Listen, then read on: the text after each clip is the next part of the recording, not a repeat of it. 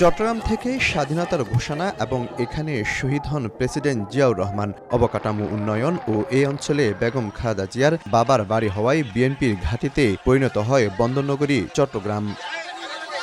1991, 96, 2001 এবং 2008 সালে জাতীয় সংসদ নির্বাচনে চট্টগ্রাম বিভাগের আসনগুলো দাপটের সঙ্গে দখলে ছিল বিএনপির।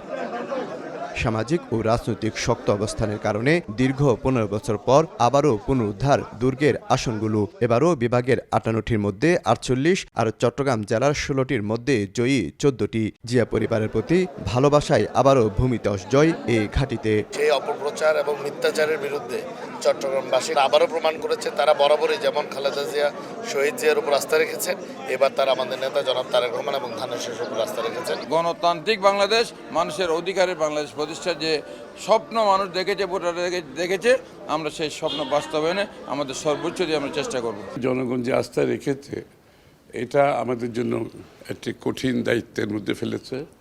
আমরা কিভাবে জনগণের প্রত্যাশা পূরণ করব, আকাঙ্ক্ষা পূরণ করব, দায়িত্ব পালন করব, সেটাই হচ্ছে গুরুত্বপূর্ণ বিষয় অন্য বিষয়ের চেয়ে। চট্টগ্রাম জেলা ছাড়াও কক্সবাজারে 4টির মধ্যে 4টি, ফেনীর 3টি আসনে 3টি, লক্ষ্মীপুরে 4টি, কুমিল্লার 8টি এবং 3 পার্বত্য জেলার সবকটি বিএনপির দখলে। অতীতে চট্টগ্রামের উন্নয়ন ও আন্দোলন সংগ্রামের নেতাদের প্রার্থী মনোনয়নই জয়ের বড় ম্যাজিক। মানুষ মুক্তিযুদ্ধের পক্ষ বিবেচনায় বৃহত্তর চিন্তার দিক থেকে বিএনপিকে ভোটিং করেছে, ফলত বিএনপি জিতেছে। বিএনপি একটা ইন্টেলিজেন্স টিম আছে, সেই ইন্টেলিজেন্সের মধ্যে মাঠের খবর নিয়ে কিন্তু প্রার্থী নির্বাচন করেছেন, তার সুফলও কিন্তু বিএনপি পেয়েছে।